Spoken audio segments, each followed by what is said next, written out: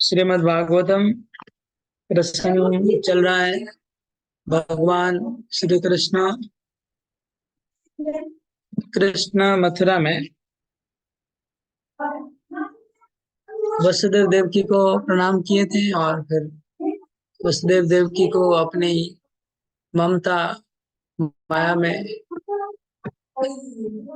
उन्होंने प्रभावित किया, माया से, अपनी योग माया से।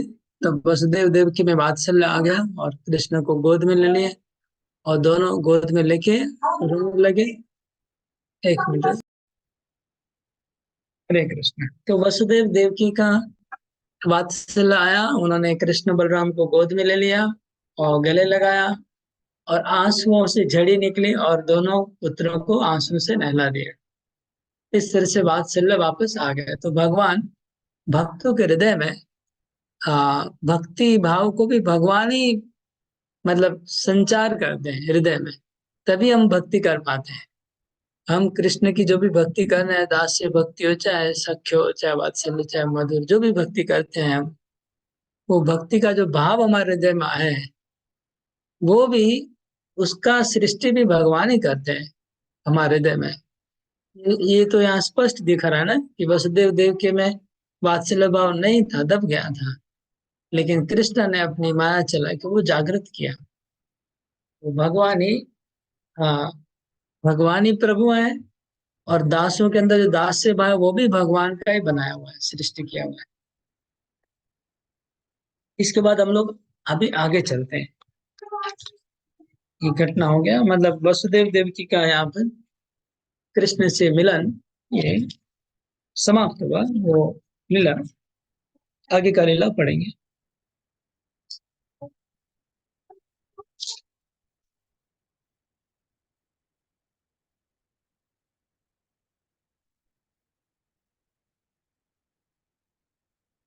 इसके बाद भगवान क्या है कि एवं आश्वास्य पितरौ भगवान देवकी सुधा माता माम उग्रसेन यदुनाम अकरोत् नृपम्। इस तरह से माता पिता को आश्वासन दे के भगवान देव की सुत, भगवान है यहाँ पर, भगवान को देव की सुत कहा गया है। देवकी के पुत्र भगवान ने माता पिता को सांत्वना देकर के माता महा किसको बोलते हैं? नाना को।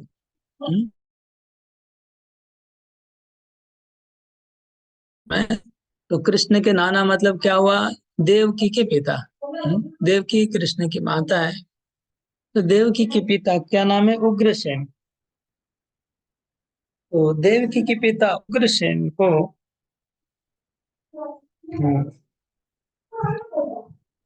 नाना लगता है।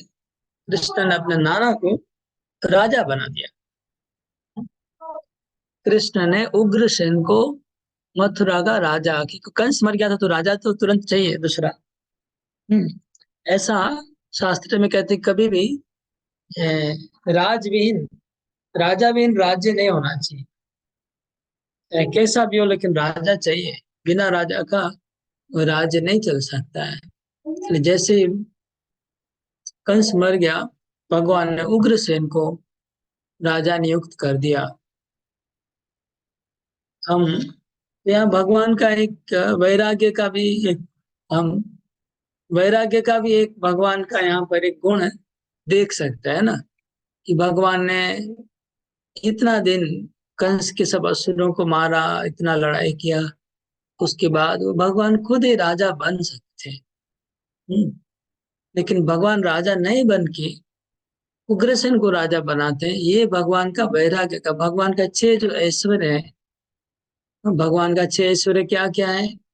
ज्ञान पहले है, ऐश्वर्य, सौंदर्य, शक्ति, यश मतलब कीर्ति, और ज्ञान और वैराग्य। तो एक भगवान का ऐश्वर्य गुण है वैराग्य। छह गुण में से एक गुण है वैराग्य। भगवान के अंदर वैराग्य भी पराकाष्ठा में होता है। भगवान में वैराग्य भी पराकाष्ठा में होता है। तो कितना बड़ा वैराग्य है कि उन्होंने कंस को वध किया है, खुद अपना राजा बन सकते थे। लेकिन खुद ने बन के उग्रसेन को राजा बनाया।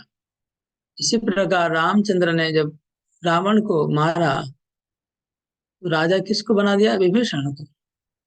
रामचंद्र वो लंका को अपने कंट्रोल में ला सकते थे बहुत आराम से। बोल सकते कि लंका आज से अयोध्या से शासित होगा। यही तो नियम होता है। या हम अपने एक भाई को, चार भाई में से एक भाई को भेज देते कि तुम उधर संभालो लंका को, वो भी अपने कंट्रोल में रहेगा। उसका प्रॉफिट इनकम भी अयोध्या में आ जाएगा, लंका का पूरा। कभी भी कोई अपना बिजनेस बढ़ाता है तो अपने फैमिली मेंबर को डालता है ना सब जगह। वो राजा लोग भी ऐसे ही करते हैं, अपना ही एम्पायर बढ़ाते हैं। राजा लोग क्या करते हैं, अपने साम्राज्य को बढ़ाते जाते हैं। लेकिन आज देखा गया कि भगवान ने लंका से अपना नाता ही काट दिया। वो विभीषण को दे दिया पूरा ही, और उसको अयोध्या के अधीन नहीं रखा, स्वतंत्र कर दिया।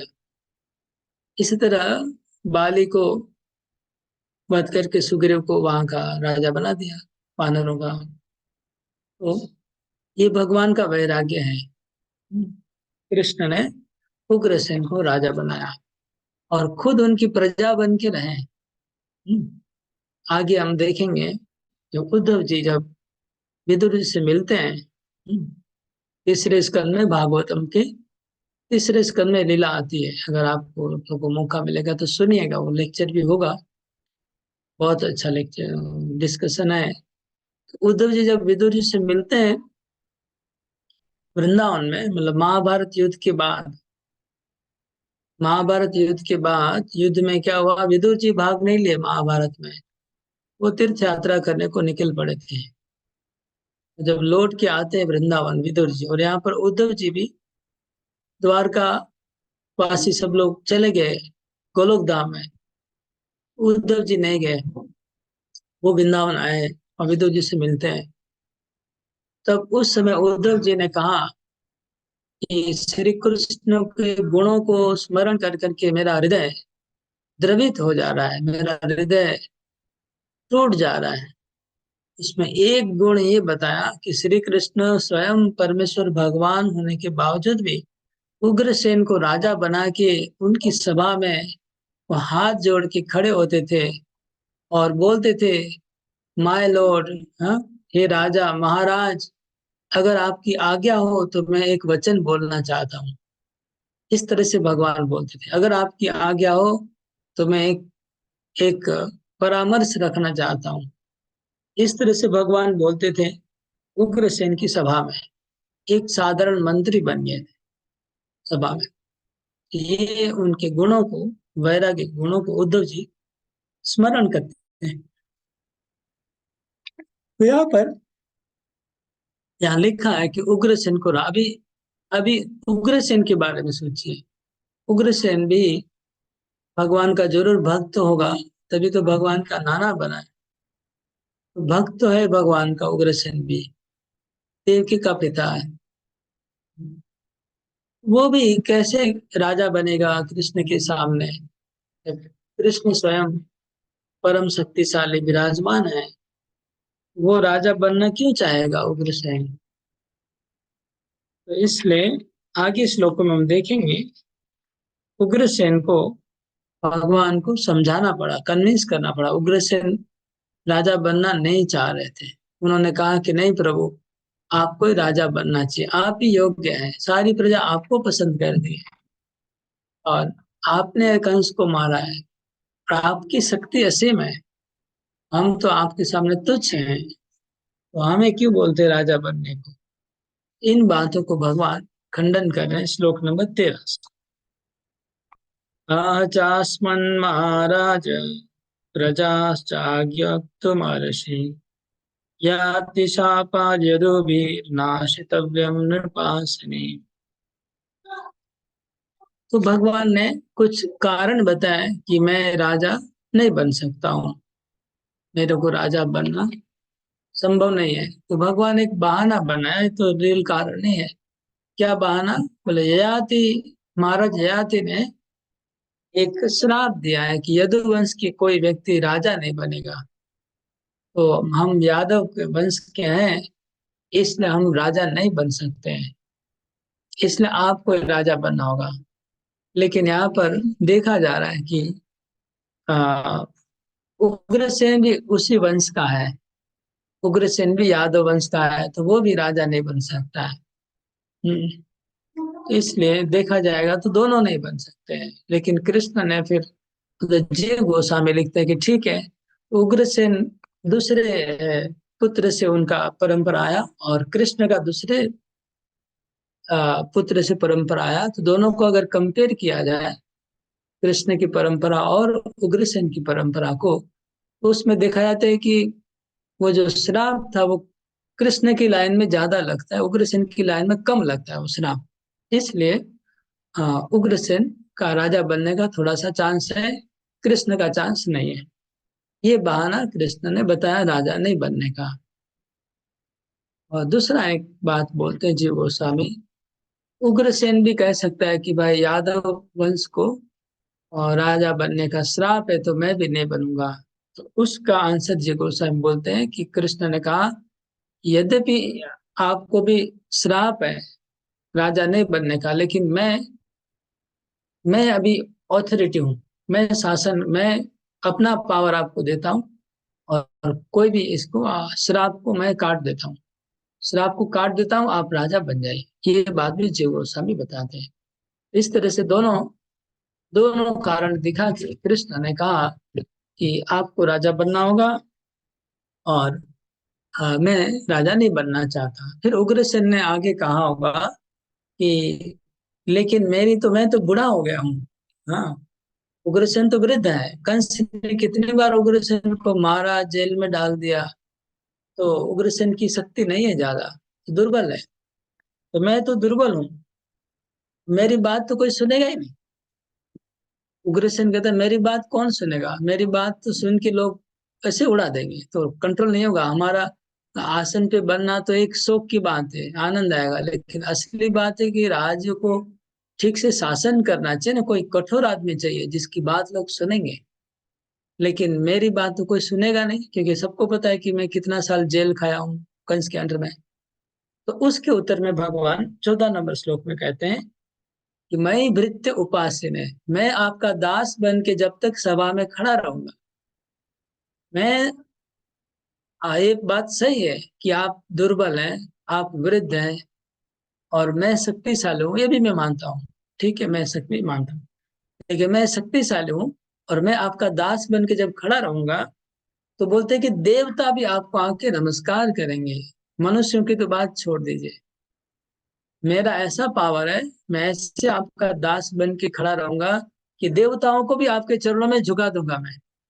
इसलिए पावर का चिंता मत करिए, मैं आपको फुल पावर दे रहा हूँ ना। तो भगवान खुद पावर दे रहे हैं, तब उग्रसेन को कोई तकलीफ नहीं पावर का। तो ये बात भी भगवान कहते हैं कि इवन देवता लोग आपके चरणों में झुकेंगे, मैं झुकाऊंगा। तो मनुष्यों के राजाओं का तो बात छोड़ दीजिए, सब राजा आपके चरणों में आके झुकेंगे, क्योंकि मैं आपकी सभा में दास बन के रहूंगा। उस सभा में किसी का अधिकार नहीं है आपके ऊपर इतना भी बात करने का, किसी का साहस नहीं होगा आपको अपमान करने की, कि मैं वहां रहूंगा। ऐसे कृष्ण ने उग्रसेन को आश्वासन दिया, सब पृथ्वी के राजा लोग आएंगे और आपके चरणों में नतमस्तक हो जाएंगे, क्योंकि मैं आपका दास बन के खड़ा रहूंगा। देखिए भगवान का, हाँ अभी ये प्रेम देखिए, हम लोग अलग अलग प्रेम तो देखे, भगवान का सख्य प्रेम देखे हैं, भगवान का वात्सल्य प्रेम देखे हैं, जसोदा के प्रति कैसा प्रेम है, वसुदेव के प्रति, नंद महाराज के प्रति। लेकिन अभी ये प्रेम देखिए भगवान का, उग्रसेन जो उनके नाना लगते हैं, दादाजी लगते हैं, उनको भगवान बोल रहे हैं कि आप राजा बन के रहेंगे, मैं दास बन के रहूंगा, और पृथ्वी में किसी की हिम्मत नहीं है आपके ऊपर आंख उठाने की। सब राजा आपके चरणों में झुकेंगे, देवता लोग भी झुकेंगे, और मैं सबको लेके आपके चरणों में झुकाऊंगा। मैं आपका सुरक्षा के हिसाब से मैं आपका गार्ड बन के रहूंगा। ये देखिए भगवान का भक्तों के प्रति यहाँ पर ये वात्सल्य है, दूसरा वात्सल्य है। ये कौन सा वात्सल्य? नाना के प्रति। ये भगवान का प्रेम व वात्सल्य देखिए कैसा है भक्तों के प्रति। मतलब हम लोग माया में ऐसे पड़ गए ना, समझ में नहीं आता है। अगर भगवान को हम थोड़ा सा प्रेम करना अगर सीख जाते हैं तो भगवान तो पूरी दुनिया को चरणों में दे देंगे, समझ रहे हैं ना। अभी हम लोग को क्या उल्टा हो रहा है, अभी हम लोग छोटी छोटी चीज के लिए दुनिया के पीछे भाग रहे हैं। लेकिन भगवान अगर किसी के, भगवान का कोई भक्त बन जाता तो भगवान पूरी दुनिया को उसके चरणों में झुका दे रहे हैं। और वो भी उग्र सेन, मतलब आ, मतलब बहुत ही, क्या बोले, बहुत ही ऊंचे स्तर के भक्त की जरूरत नहीं है इसमें। उग्रसेन जैसे साधारण एक भक्त है जो उनके नाना बने, उनको बोले कि तुम आपके चरणों में इस पूरी दुनिया को झुका दूंगा, तो फिर दूसरे भक्तों की बात सोचिए, उनको भगवान कितना सपोर्ट करते होंगे। उग्रसेन को ऐसा सपोर्ट कर रहे हैं, युधिष्ठिर महाराज को कितना सपोर्ट करेंगे, अर्जुन को कितना सपोर्ट करेंगे, नंद महाराज को कितना सपोर्ट करेंगे, यशोदा को कितना सपोर्ट करेंगे भगवान। उन भक्तों की तो फिर बात ही क्या है, गोपियों की, जो भगवान को सब कुछ समर्पित कर चुके हैं। उग्रसेन जैसे भक्त को भगवान इतना सपोर्ट दे रहे हैं, इवन सुग्रीव को भी बोले थे भगवान, इवन विभीषण को भी पूरा सुरक्षा दे के रखा है रामचंद्र ने। ये है भगवान का भक्तों के प्रति सपोर्ट, प्रेम। हम लोग एक्चुअली भगवान को भज के नहीं भजते, संसार को भज रहे हैं, इसलिए समस्या में पड़े हुए हैं, इसलिए हमको भीख मांगना पड़ता है हमेशा। लेकिन अगर हम संसार का भजन नहीं करके कृष्ण का भजन करते, तो कृष्ण तो, हम देख रहे लीला में कि कैसे वो अपने भक्तों को सुविधा प्रदान करते हैं। इस तरह से भगवान ने अक्रूर उग्रसेन को राजा बनाया। एक्चुअली उग्रसेन भगवान के सामने आ, अपनी मतलब भगवान के सामने टिक नहीं सकते। भगवान इतने, उनके जो, भगवान इतना प्रेम है उनको भक्तों के प्रति, उन्होंने जो अगर ठान लिया है कि उग्रसेन को राजा बनाएंगे, तो बना के ही छोड़ेंगे। उग्रसेन उसमें पीछे नहीं हट पाएंगे, बोल के भी कुछ कर नहीं सकते, बन गए राजा, बनना ही पड़ा। भगवान चाहते हैं, वो नहीं नहीं छोड़ सकते हैं। भगवान ऐसे है ना, कन्विंस करने वाले। इसके बाद भगवान ने क्या किया, सर्वान स्वान ज्ञाति संबंधान दिव्य कंस भयाकुलान यदु वृष्णि अंधकम मधुदासार। फिर भगवान ने क्या किया, कंस के डर से जितने यादव सारा पृथ्वी पे भाग गए थे, हाँ, जितने भी यादव थे, मतलब दो चार यादव को छोड़ के, जो अक्रूर जी थे और उग्रसेन थे, कुछ कुछ यादव लोग मथुरा में रह गए थे। बाकी कंस का उत्पीड़न से जितने भी यादव थे, अच्छे सज्जन थे, सब मथुरा छोड़ के पूरे देश भर में इधर उधर भाग गए थे। तो भगवान ने यहाँ लिखा है श्लोक में कि जितने भी यादव दूर दूर चले गए थे, एक एक यादव मतलब गाड़ियां भेज भेज के बुलाया। गाड़ी मतलब ये गाड़ी नहीं हम लोग का जैसा, रथ, हाथी घोड़ा रथ भेज के उनको सम्मान के साथ मथुरा वापस घर वापसी करवाया। जैसे घर वापसी एक टर्म चलता है ना आजकल, घर वापसी बोलते हैं ना, कोई दूसरे धर्म में चला जाता है फिर वापस अपने धर्म में आ जाता है, घर वापसी करते हैं। ऐसे ही जो मथुरा छोड़ के चले गए थे, उन सब को भगवान ने सम्मान के साथ उनको ट्रांसपोर्टेशन की व्यवस्था की। और उनको खाली अकेले नहीं, उनका परिवार के साथ, उनकी प्रजा के साथ, सबकी प्रजाएं हैं, राजा अपनी प्रजा के साथ भाग गए थे यादव लोग, सबको ससम्मान मथुरा में बुलाए। मतलब मथुरा को खाली उग्रसेन को जैसे राजा बना देंगे, और उग्रसेन बोलेंगे हम किसको शासन करेंगे, मथुरा में तो कोई है नहीं, पूरा खाली है, सब तो भाग है, तो शासन करेंगे तो कुछ प्रजा भी तो चाहिए शासन करने के लिए। तो भगवान ने पूरे विश्व में जितने भी मथुरा ब्रजवासी मथुरावासी थे, सबको वापस बुलाया और भर दिया, मथुरा को राजा भी बनाया और प्रजा से भी भर दिया पूरे मथुरा नगरी को। तो कितने राजा को बुलाया, उनका नाम लिखा है देखिए, खाली वंशों का नाम है। अभी एक एक वंश में कितने राजा होंगे उसकी तो गिनती नहीं है। वृष्णि वंश वालों को बुलाया, अंधक वंश वालों को बुलाया, मधुवंशियों को बुलाया। ये सब यादव है, यादव की इतनी कैटेगरी है। यादव मतलब यदु, महाराज यदु के संतानों से यादव कहलाते हैं। तो यदु के जो वंश परंपरा है उसमें और इतने वंश ऐड हुए बाद में। उन वंशों का नाम है वृष्णि वंश, अंधक वंश, मधु वंश, दासार वंश, कुक्कुर। ये 5 नाम है।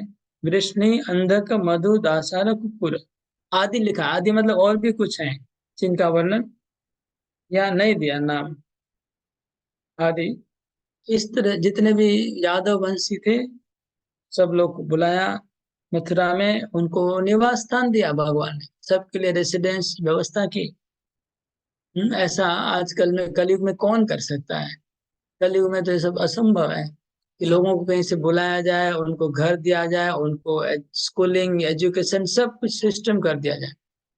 हाँ, आजकल तो कुछ नहीं, लोग पाकिस्तान से भारत में आते हैं, सबका मुर्दा कट कट के आता है, मर जाते हैं, कोई जगह नहीं मिलता रहने का, कुछ नहीं। लोग शरणार्थियों के इधर उधर पड़े रहते हैं, क्या हालत बिगड़ जाती है। लेकिन उस समय भगवान ने शरणार्थियों को कैसे सुंदर से सम्मान के साथ रखा, बोला कि सभाजितान समाश्वास्य विदेशा वास कर्षितान न्यवासस्व गेहेषु वित्ते संतर्प विश्वकृत। बोल रहे हैं सुखदेव गोस्वामी, उन एक एक जन का बहुत बड़ा रिसेप्शन किया, सभाजितान, जो भी राजा आया, यादव लोग आए, उनको बड़ा भव्य शोभा यात्रा, उनको अच्छे से रिसेप्शन किया, उनको आश्वासन दिया। भगवान ने एक एक राजा को किस चीज का आश्वासन, कि कंस के डर से, उनको डर था, उस आश्वासन दिया। और क्या किया? विदेश वास कर्षिता, विदेश में वास कर करके उनका शरीर क्षीण हो गया था, बहुत दुखी हो गए थे। तो विदेश वास कर्षिता, विदेश में वास करके वो बहुत बहुत ही परेशान थे। उनका पूरा दुख दर्द को भगवान ने दूर किया। विदेशवास का कष्ट जो था उसको, विदेशवास में क्या प्रॉब्लम है? देखिए, विदेशवास में एक तो पानी सब जगह ठीक नहीं रहेगा, खाना पीना ठीक नहीं रहेगा, वहाँ की आबोहवा ठीक नहीं रहेगी, वहां पर सगे संबंधी नहीं है, वहां पर कोई काम धंधा नहीं है, कोई इनकम नहीं होगा, तो खाना पीना ठीक से नहीं हो रहा होगा। तो इसलिए कर्षिता, उनका शरीर एकदम दुबला पतला, सूख गए थे सब लोग बाहर रह के। उनको भगवान ने बुलाया और न्यवास है, न्यवास है मतलब उनका वसवाट, बस्ती, उन्होंने, इनको क्या बोलते हैं, अपना नाम मैं भूल गया, उसको बोलते हैं वो, मतलब उनको निवास स्थान दिया सबको। और स्वगेहेसु, उनको अपना अपना घर दिया सबको, मथुरा के एकदम एकदम मूल जो राजमहल था उसी में सबको जगह दिया। वित्त, सबको पैसा दिया। हाँ, क्योंकि वो लोग बहुत ही गरीब हो गए थे बाहर जाके, तो सबको वित्त, सबको धन दिया। संतर्प, सबको अच्छा भोजन धन सब कुछ देके उनको पूरा तृप्ति कर दिया, तृप्त हो गए। हाँ, ऐसा सेवा कौन करेगा? देखिए, हाँ, ये सब लीला तो बहुत कम सुनने मिलती है, हम लोग ये सब लीलाओं को ज्यादा सुनने मिलती है। भगवान ने कैसी सेवा कर रहे हैं, जो लोग निकल के चले गए थे मथुरा से, उनको। कृष्ण संकर्षण भुजे गुप्ता लब्ध मनोरथा गिरे सुरे मिरे सिद्धा कृष्ण राम गतचरा। और इस तरह से पूरे यादव लोग, हाँ, पूरे यादव परिवार, मतलब अंधक, वृष्णि, दासारा, कुकुर और मधु, पूरा यादव परिवार कृष्ण और बलराम के महाभुजाओं से, महाबाहुओं से सुरक्षित थे, और उनकी सारी मनोरथ पूर्ण हुए। लब्ध मनोरथ, उनके जितने भी मनोरथ थे सब मनोरथ पूर्ण हो गए। तो मनोरथ 2 प्रकार के हैं, तो भौतिक और आध्यात्मिक। भौतिक मनोरथ होंगे जो अपना सुख से रहना है, परिवार का, फिर बच्चों का शादी करवाना है, सब हो गया। और आध्यात्मिक मनोरथ, कृष्ण को प्रेम करेंगे, कृष्ण से मिलेंगे, बातचीत करेंगे, वो भी पूर्ण हो गया। दोनों मनोरथ, आध्यात्मिक और भौतिक, वो यादवों का। कृष्ण उनके पुत्र के जैसे हमेशा उधर रेडी है मथुरा में सबकी सेवा में। सब यादवों को कृष्ण अपने पुत्र रूप में मिल गए। मतलब पुत्र मतलब किसी के भतीजे लगते हो, किसी के भांजे लगते हो, तो पुत्र जैसा ही व्यवहार। वो उनको प्रेम भी मिल गया कृष्ण का। फिर आगे, हाँ, नंद मनोरथा गृहेषु रे मेरे सिद्धा। वो अपने अपने संसारी जीवन का आनंद लिए। यादव लोग संसारी जीवन का आनंद लिए पूरे पूरा। ये गृहेषु जो संसारी जीवन का आनंद लेने की बात द्वारका में आती है, मथुरा में आती है, लेकिन वृंदावन में नहीं आती है। वृंदावन के लोग आ, गृह सुख, संसार सुख क्या होता है वो उनको पता है नहीं, सब कृष्ण सुख में डूबे हुए वृंदावन में। लेकिन द्वारका मथुरा वैकुंठ में गृह सुख भी है। हाँ, सबकी पत्नियां हैं, बच्चे हैं, तो परिवार का सुख भी लेता हूँ। लिखा गृहेषु रे मेरे, गृहस्थ सुख का भी आनंद लिया सब यादवों ने। और क्या सिद्धा, वो सब सिद्ध थे। सिद्ध मतलब जो चाहिए उनको मिल जाता है। ऐसा भगवान ने उनको मथुरा में द्वारका में चमत्कार कर दिया है कि जब जो चाहिए तुरंत मिल जाएगा। सिद्ध मतलब क्या होता है? हाथ फैलाने से कोई भी चीज प्रकट हो जाएगी। इस तरह से सबके सब सिद्ध थे, उनको सब कुछ उपलब्धि, जो चाहिए था मिल जा रहा था, उपलब्धि थी। और क्या, कृष्ण राम गत ज्वरा।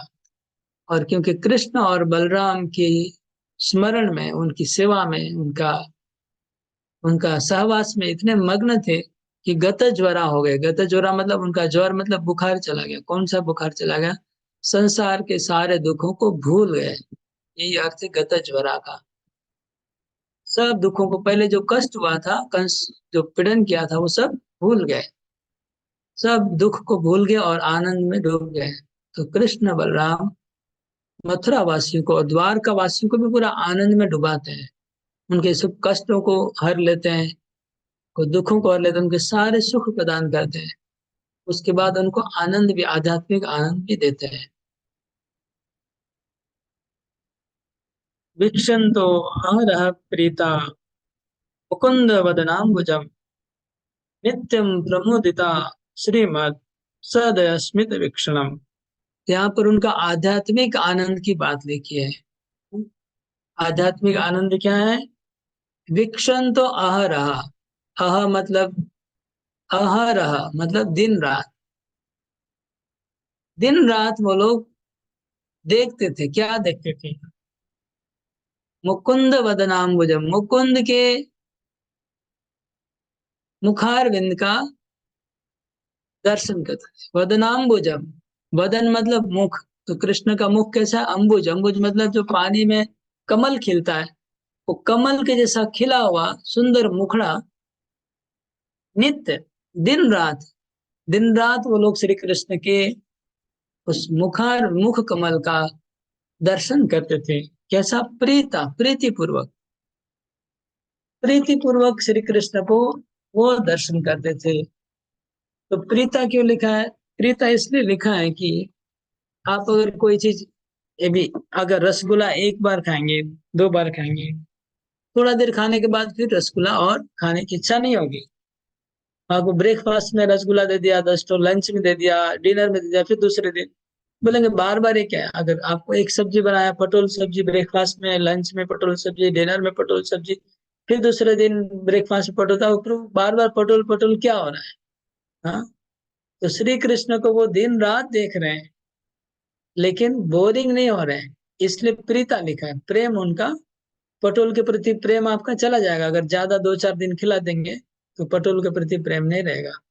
अगर ज्यादा रसगुल्ला 2-4 दिन खिला देंगे तो रसगुल्ला का प्रेम चला जाएगा।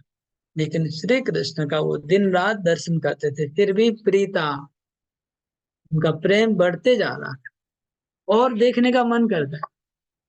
ये कृष्ण का और भौतिक चीजों में डिफरेंस है। मतलब देख रहे हैं तो और देखने का मन करेगा, कृष्ण को और देखने का मन करेगा।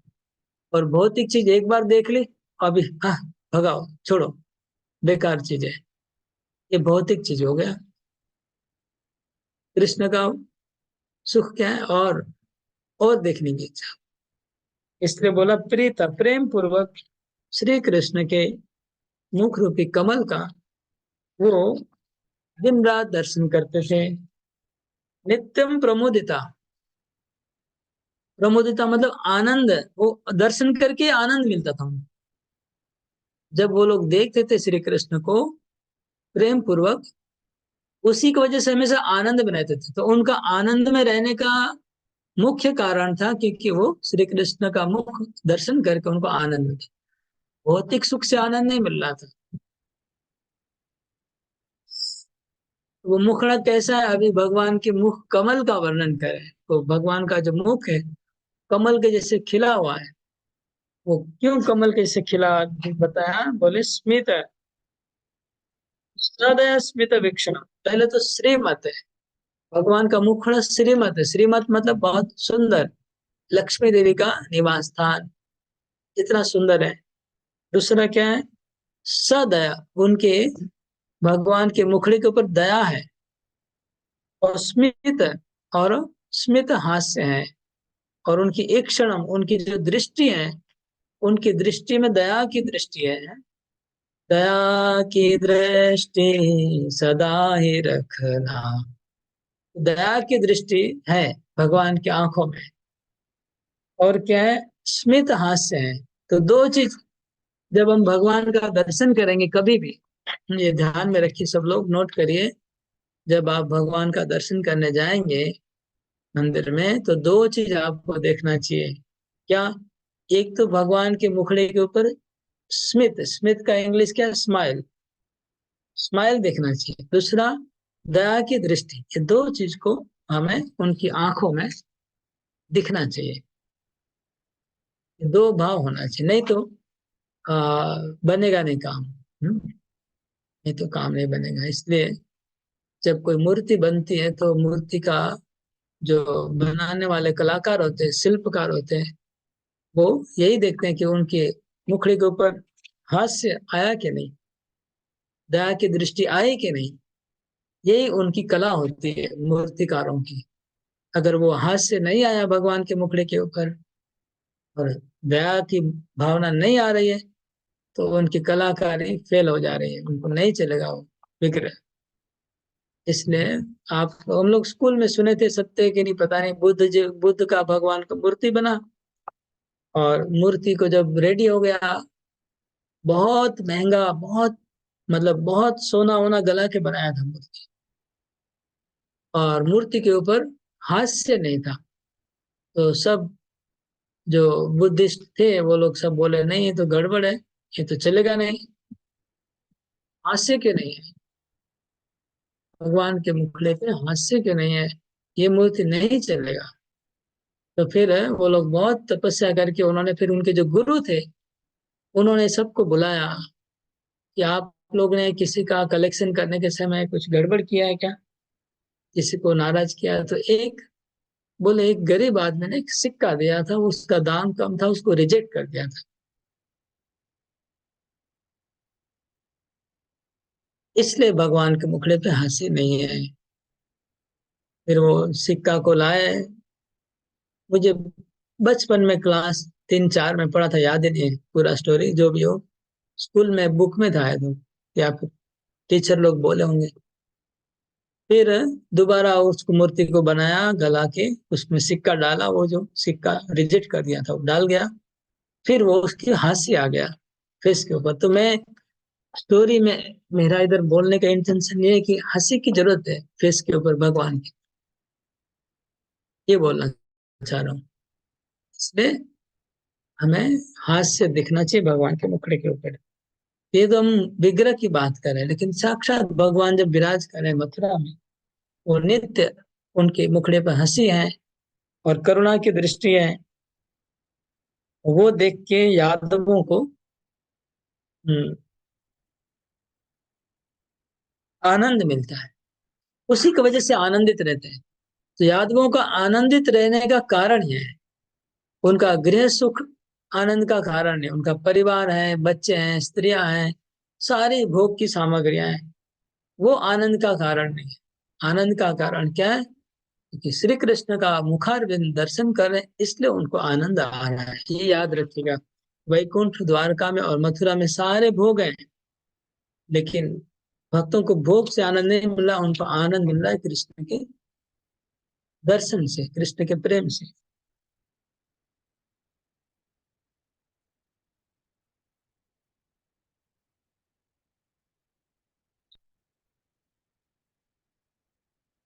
और एक बात लिखा है कि जो वहां पर जितने भी यादव थे, उनकी उम्र भले ज्यादा थी, कोई 100 साल का है, कोई 150 साल का है, हाँ, उग्रसेन और ये सब, और बूढ़े भी, मतलब शरीर वृद्ध हो गया था, लेकिन उनके अंदर तत्र प्रवयसो अपि आसन युवानो अति बलोजस। तो बूढ़े लोग भी जवान की तरह, मतलब हट्टे कट्टे थे, ये बात लिखा है। तो मथुरा में और द्वारका में जो वृद्ध लोग हैं, उनके शरीर में जो, क्या बोलते हैं, उनके शरीर का जो फुर्ती है, वो जवान के जैसा फुर्ती है उनके अंदर हमेशा। और क्या बल, जवान के जैसा बल है उनके अंदर, और तेज है। जैसे जवान लोगों के अंदर बल होता है, तेज होता है और फुर्ती होती है, 100% ऐसी फुर्ती द्वारका में और मथुरा में और वृंदावन में सब वृद्धों में है। वहां पर ऐसा नहीं कि वृद्ध हो गए तो अभी आंख से दिखाई नहीं पड़ रहा, ऐसा नहीं। ऐसा नहीं कि वृद्ध हुए तो घुटने में दर्द है, ऐसा नहीं है। द्वारका मथुरा में दर्द नहीं है घुटने में। वृद्ध है तो स्पीड कम हो गया चलने का, वैसा बात नहीं है।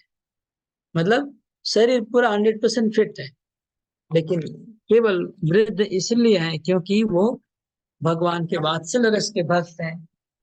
वात्सल्य रस के भक्त को वृद्ध होना जरूरी है, नहीं तो वात्सल्य रस होगा नहीं, इसलिए वृद्ध है। अदरवाइज उनका शरीर में बल, तेज, ऐश्वर्य सब जवान के जैसा है।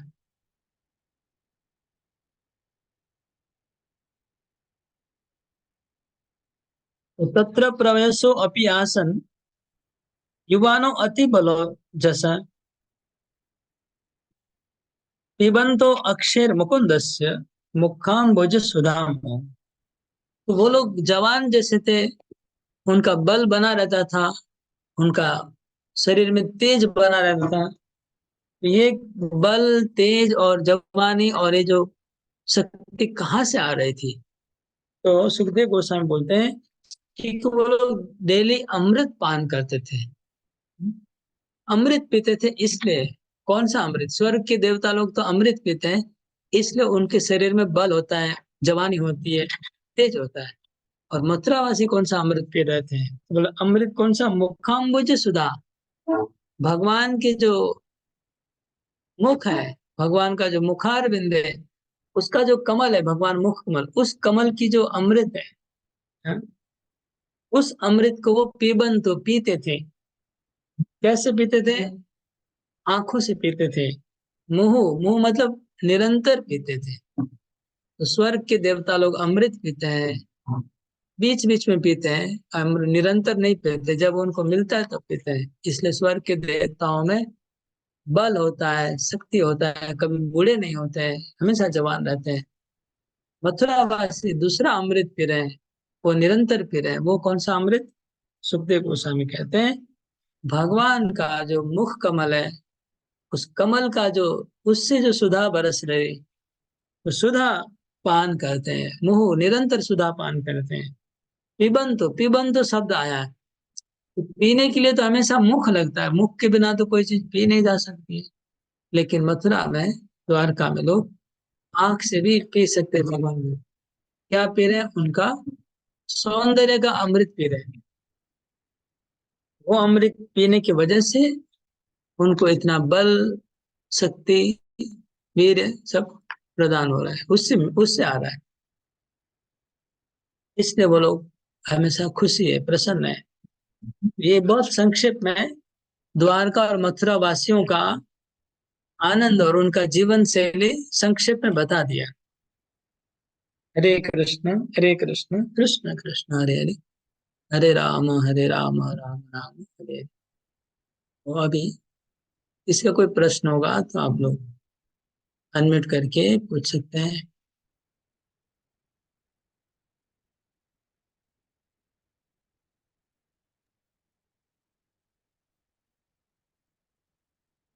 हरे कृष्णा प्रभु जी। आपने हरे जो छह कृष्ण। बताया था, ज्ञान, शक्ति, वैराग्य और सुंदर, और दो क्या था, जरा वो बताएं प्लीज। हाँ, ज्ञान, शक्ति, वैराग्य, सुंदरता, और एक यश, यश, यस। यश, और एक है संपत्ति, ऐश्वर्य, ऐश्वर्य। धन ऐश्वर्य। हरि बोल। ये 6 गुण भगवान में हमेशा रहते हैं। হরে কৃষ্ণ প্রভু। हरे कृष्णा। হ্যাঁ প্রভু, বলছিলাম যে ওই ভগবান যখন উগ্রসেনের সাথে কনভারসেশন করছিল, তখন ভগবানের বৈরাগ্য মূর্তি প্রকাশ পেয়েছিল যে উগ্রসেনকে রাজা করবে আর ভগবান সেখানে থাকবে। তো ভগবান প্রভু বৃন্দাবনে তো সবাই ভগবানকে ভাবগ্রাহী বলা হয়, তো ভগবান বৈরাগ্য মূর্তির প্রকাশ করেছিল কেন বৃন্দাবনে? এটাই প্রভু প্রশ্ন। ওখানে তো ভগবান ভাবে ছিল, তখন বৈরাগ্য মূর্তি প্রকাশ পেয়ে তো মথুরায় চলে এসেছে। তো এটাই প্রশ্ন। ও, वैराग्य मूर्ति प्रकाश पाए এরকম কথা ঠিক নাই। বৈরাগ্য ভগবানের মধ্যে সবসময় রয়েছে, জ্ঞান সবসময় রয়েছে, ঐশ্বর্য সবসময় রয়েছে, সৌন্দর্য সবসময় রয়েছে। এটা হচ্ছে সিদ্ধান্ত। এরকম না যে বৃন্দাবন থেকে বৈরাগ্য হচ্ছে বলে মথুরায় চলে গেছে, এটা নয়। ভগবানের মধ্যে বৈরাগ্য অল টাইম আছে। সব লীলাতে তার বৈরাগ্য দেখা যাবে, সব লীলাতে জ্ঞান দেখা যাবে, সব লীলাতে সৌন্দর্য দেখা যাবে। বুঝেছে? তা প্রভু আর একটা প্রশ্ন, যে ভগবান যখন গোলক বৃন্দাবনে থাকে তখন স্পন্টেনিয়াসলি তখন আহ প্রেম বিতরণ হয় সবার মধ্যে, তো সেখানটায় কি করে ভগবানের বৈরাগ্য মূর্তির প্রকাশ হয় সেটাই। আবার তুমি বৈরাগ্য মূর্তি প্রকাশ এই শব্দটা চেঞ্জ করে দাও। হ্যাঁ, এই শব্দটা ঠিক নেই। বৈরাগ্য মূর্তি প্রকাশ পায় এই শব্দটা ঠিক নেই। আমি কি বললাম? ভগবানের মধ্যে 6টা গুণ আছে, সব সময় আছে, অল টাইম। বৈরাগ্য আছে, জ্ঞান আছে, সব আছে সব সময়। তুমি এবার তোমার প্রশ্নটা কি বলো, বলো কে? ও, এই গুণটা ভগবান মধ্যে সবসময় আছে প্রভু, এটাই। হ্যাঁ, তো এবার প্রশ্নটা কি? প্রশ্নটা প্রভু এটাই যে ভগবানের সাথে যখন ব্রজবাসীর ইন্টারাকশন হয় তখন সেখানটায় বৈরাগ্য ভগবান কি করে হয় সেটাই হচ্ছে। কিভাবে প্রদর্শন করছে বৈরাগ্য? ভগবান বৈরাগ্য প্রদর্শন করছে ওখানে। নন্দ মহারাজ বলছে আমার জুতো নিয়ে আসো, তো কৃষ্ণ জুতো মাথায় বয়ে নিয়ে এসছে। এটা কি বৈরাগ্য নয়? তাই না? হ্যাঁ প্রভু, এটা বৈরাগ্য। তারপরে মধুমঙ্গল বলছে, মধুমঙ্গল অনেক কিছু করাচ্ছে ভগবানকে দিয়ে, ভগবান সে করছে সবকিছু ওনার কথা শুনে। এটা বৈরাগ্য। হ্যাঁ, ঠিক আছে প্রভু, বুঝতে পেরেছি। মানে কৃষ্ণ যখন হেরে যাচ্ছে, তো কৃষ্ণের ঘাড়ে উঠে যাচ্ছে ওরা, এটা বৈরাগ্য। আর কৃষ্ণ ঘোড়া ঘোড়া হয়ে ওদেরকে নিয়ে যাচ্ছে, এটা বৈরাগ্য। घनश्याम प्रभु,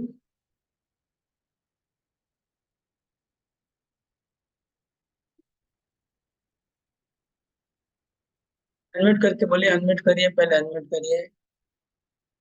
ह- हरे कृष्णा प्रभु, दंडोत प्रणाम। भगवान ने नंद महाराज को कहा था कि मैं आपके कुछ दिन के बाद में आपके पास आऊंगा। तो उसके बाद भगवान तो गए ही नहीं वहां पर।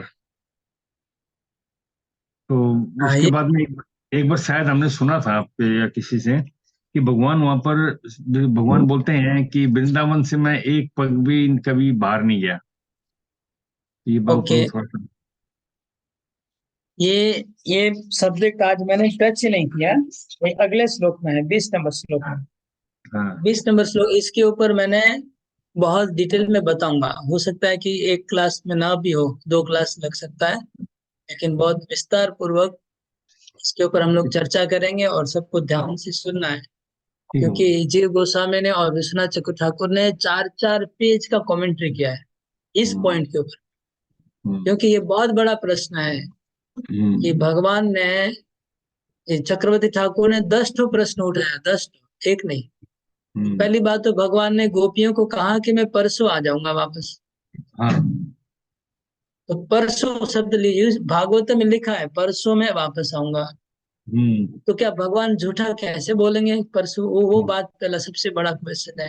वही बात। दूसरा क्वेश्चन, नंद महाराज जब मथुरा गए तो मथुरा में कृष्ण को छोड़ के मथुरा से कैसे नंद महाराज वापस जा सकते हैं बिना लिए कृष्ण को? ये कैसे संभव है? ये बहुत सारे 10 ठो प्रश्न है। सब प्रश्नों का उत्तर समाधान चक्रवर्ती ठाकुर ने किया है। उसको मैं कल बताऊंगा क्लास में। कल शायद वो सब्जेक्ट आ जाएगा लगता है चर्चा। वो जीव गोस्वामी का मैं पहले बताऊंगा, उनका क्या ओपिनियन है, फिर चक्रवर्ती ठाकुर का, दोनों का अलग अलग बताऊंगा। दोनों का अलग व्यू है, समझने जैसा है। और ये ऐसा सीक्रेट है कि हमारे गौड़ीय वैष्णव के सिवा और कहीं पर भी इसका आपको ये जिक्र नहीं मिलेगा, इसका उत्तर नहीं मिलेगा। केवल हमारे आचार्यों ने इसको एक्सप्लेन किया है, और इसका उत्तर और बाहर में कहीं मिलना मुश्किल है, बाहर वालों के पास। बाहर के कोई शास्त्र में इसका उत्तर नहीं मिलेगा। कैसे नंद महाराज को, मतलब भगवान ने अपनी बात को रखा कि मैं परसों लौट जाऊंगा, इधर फिर नंद महाराज अभी भी मथुरा में हैं। महाराज कृष्ण को बिना लिए वृंदावन गए कैसे? पॉइंट उधर चर्चा होगा। प्रभु जी, कल तो ये नरसिंह भगवान का चतुर्दशी है यहाँ गुवाहाटी कल में क्या? तो बहुत। कल नरसिंह जी का चतुर्दशी है। ओके, तो फिर हम लोग कल नरसिंह देव का ही कथा हाँ, कल करेंगे। कल कल गुवाहाटी में तो बहुत ज्यादा प्रोग्राम हो रहा है नरसिंह जी को ब्रह्म मंदिर में तो अच्छा अच्छा अच्छा। हाँ, वो सुबह से शाम तक ही चलेगा वहां पर। हमको वहीं रहना पड़ेगा ओके, कल। तो अच्छा आप लोग बताइए कि सबका क्या